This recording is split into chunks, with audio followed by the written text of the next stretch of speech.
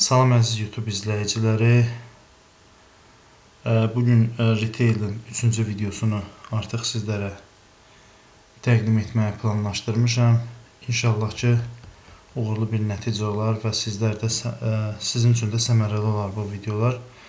Videoya baxmazdan əvvəl zəhmət olmasa kanalıma abunə olun. Videonu bəyənin və zəhmət olmasa paylaşın. İndi isə keçək video təlimatımıza. Deməli, dostlar, bugün sizə Retail'in merchandising hissəsindən, yəni sərgilənmə hissəsidir, vitrindir, bunlardan danışacağım. Yəni, məhsullar necə sərgilənir, necə vitrinə yığılır. Bunların hamısı təsadüfi olan bir proses deyil.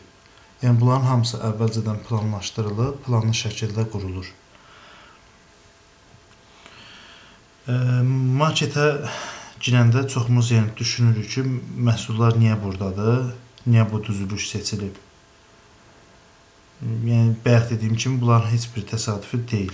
Məhsul sərgilənməsi nədir? Bir məhsulun müştərinin diqqətini cəlb edəcək şəkildə yerləşdirilməsidir. Məqsəd nədən ibarətdir? Alıcının qərarını yönləndirmək, satışları artırmaq və brendləri də ön plana çıxarmaqdır. Planlı şəkildə olunur bunların hamısı. Bayaq dediyim kimi, vitrinlərdir. Bunlar hamısını izah edəcəm növbəti dəqiqələrdə. Aranj düzülüşlərdir, rəf hündürlükləri. Bunların hamısı, yenə deyirəm ki, əvvəlcədən düşünülmüş yanaşmalardır. Göz səviyyəsində yerləşdirilən məhsullar daha çox satılır adətən. Göz səviyyəsi insan boyu təxminən 1.75-1.80 aralığı götürsək, göz səviyyəsi də alından aşağıda olduğu üçün 1.65-1.75 aralığı eləyir. Təbii ki, bu insanlardan insanlara dəyişir, yəni bu fizionomiyalara uyğun olaraq. Bu da psixoloji yanaşmadır. Uşaq məhsulları uşaq göz səviyyəsində yerləşdirilir. Bu oyuncaqlar filandır. Yəni, balaca uşaqların boylarına uyğun yerləşdirilir rəflərdə ki, uşaqlar onları görə bilsinlər. İmpuls alış məhsullarda kassalara yaxın yerləşdirilir. Bunları da yaxın dəqiqələrdə izah edəcəm hamısını. Deməli, keçək növbəti vitrin mövzumuza. Vitrin nədir ümumiyyətlə? Vitrin məhsulun müştəriyə göstərildiyi vizual məkandır. Burada məqsəd diqqət çəkmək və satışa təkan verməkdir. Marketlərdə vitrinlər təkcə şüşə arxasında olmur. Elə rəflər də bir növ, yəni vitrin sayılır, rəflərin özü hətta. Vitrin növlərini mən sizə izah eləmək istəyirəm. Divar vitrinidir. Şəkildə göstərib, sonra izahını vermək istəyirəm. Bax, bu divar vitrinidir. Bu divar vitrinidir. Marketin divar boyu yerləşən rəfləridir. Daha böyük məhsullar, əsas kateqoriyalar burada yerləşir. Yəni, söhbət bu şəkildən gedir, diqqətlə baxsaq. Aralıq vitrini nədir? Aralıq vitrini budur. Ortada olur adətən. Müştəri ön hissəsindən də alış-veriş edə bilir, arxa hissəsindən də alış-veriş edə bilir. Bunlar aralıq vitrini gedir. Mağazanın ortasında olan sərbəst stendlər və ya adalara deyilir. Bunlar promosyonlu və ya mövsümi məhsullar üçün idealdır. Yəni, burada promosyon, burada endirimli məhsullara aiddir. Rəf başı dediyimiz aranj. Aranj deyiləndə bilin söhbət nədən gedir? Yeni əgər işə düzələn zamanlarda sizin üçün çətinlik yaratmasın. Aranj, vitrin başı nədir? Vitrin başı budur. Vitrin bitir və ya vitrin başlayır. Bu hissəsində vitrin başı olur. Daha, yəni, vitrinə gəlib siz buradan axtardığınız malı artıq burada digər məhsullarda görə bilirsiniz. Bunun üçün də xüsusi, yəni müqavilə şərtinə uyğun olaraq pul ödənilir marketlərə, firmalar tərəfindən. Keçidlərin sonunda yerləşən hissəsidir. Kampaniyada olan məhsullar yerləşdirilir. Yüksək satış, yəni potensialı olur da, belə deyək, bu vitrin başlarında. Kassa vitrini, bayaq impuls dediyimiz. impuls satış məhsulları üçün idealdır. Saqqızdır. Baxın, buradan gedir söhbət. Impuls buradan gedir söhbət. Bu kassanın yanında olur. Burada saqqız olur, siqaret olur, şokoladlar olur. Görmüş olarsınız yəqin ki.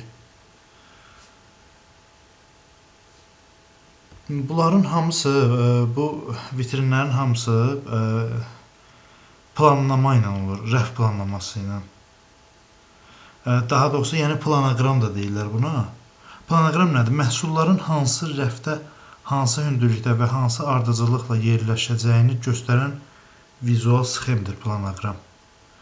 Məqsəd nə üçündür burada? Müştərinin alışını asanlaşdırmaq və maksimal satış əldə etməkdir. Çünki vitrinlər var ki, məsələn də planoqrama uyğun niyə düzülür? Məsələn, biz qeyri-qida bölməsində gedib qida axtara bilmərik. Yuyucu tozların arasında gedib hansısa bir qəndi, şəkər tozunu axtara bilmərik. Məhsullar deməli elə sırayla düzülməlidir ki, vitrin payı deyilən bir şey var. Adətən şirkətlər mağazalarla müqavilə bağlayır. Vitrin payı deyilən bir söz var. Eşidəcəksiniz indi inşallah işləyəndə. Vitrin payı nədir? Bir brendin və ya məhsulun marketin vitrində nə qədər yer tutduğunu göstərən ölçüdür. Santimetrlə adətən göz səviyyəsində rəf uzunluğu ilə ya da vizual sahə payı ilə ölçülə bilir.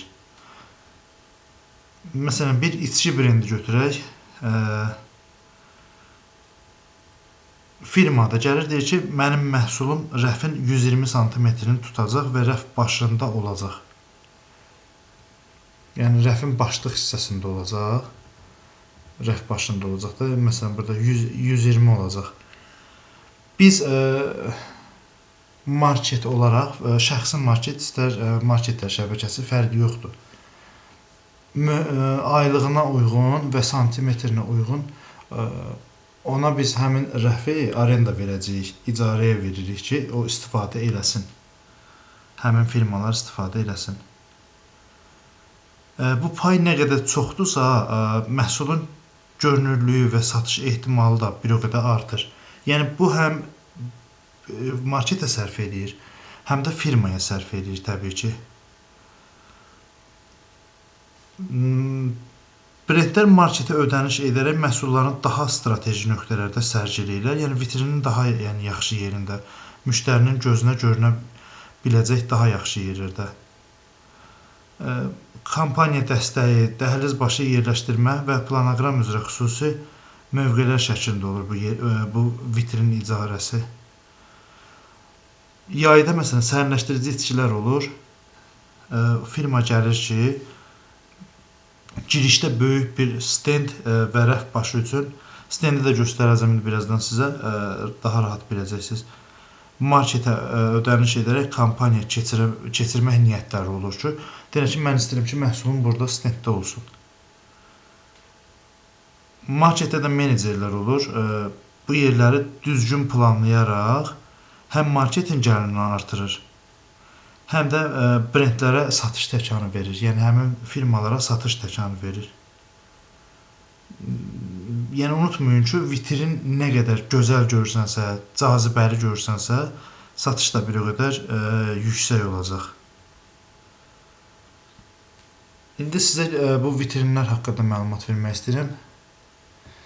Bəzi məlumatları verəcəm. Marketlərdə, məsələn, işlənəcək bəzi, bu dediyim kimi, bu divar vitrindir, bu ara vitrindir, bu vitrin başıdır. Bunlar stendlərdir. Stendlərin vitrindən fərqi nədir? Stendlərin üzərində sərgilənən məhsulun reklamı olur. Diqqətlə baxsaz burada. Bu məhsulların reklamıdır. Bu vitrindən fərqi ondan ibarət olur və müqaviləyə əsasən bunu firmanın özü gətirib mağazada quraşdırır. Burada da diqqətlə baxın, bu səbətli stenddir, bu adi stendlərdir. Burada paletdir, keçən depo videosunda sizə mən göstərmişdim paletin nə olduğunu. və palet üzərində məhsul sərgilənib. Burada da bu da teşirdir. Teşirdir. Məhsullar burada sərgilənib. Adətən teşirdə qurulan məhsullar yəni blokla satılır. Tək-tək satılmır. Çünki endirim olur. Endirim olur bu məhsullara və ona görə göz önündə istər palet məhsulları olsun, istərsə də teşhir məhsulları. Bu gördüyünüz vitrin soyuducu vitrinlərdir. Burada gastronom dediyimiz mallardır, yəni soyuq mallar olur burada. Aşağı temperaturda saxlana bilən məhsullardır. Pendirdir, yağdır, süddür, qablaşdırılmış südlərdir, yoğurtlardır, kəsmik, yəni bunlar bu vitrində saxlanır, sərgilənir. Burada gördüyünüz isə içki vitrinləridir. Burada da həmçinin soyuq vitrindir burada. Ümid edirəm sizin işinizə yaradı bu məlumatlarım. Yeni işə başlayanların hamısına uğur olsun. Videoma baxın. Lazım olan məlumatları öyrənin. Bunlar sizin işləməyinizdə böyük təkan olacaq. Hər birinizə təşəkkür edirəm. Yenidən xahiş edirəm. Videonu maksimum bəyənin, kanalıma abunə olun. Bu çünki Azərbaycanda ilk retail videosudur.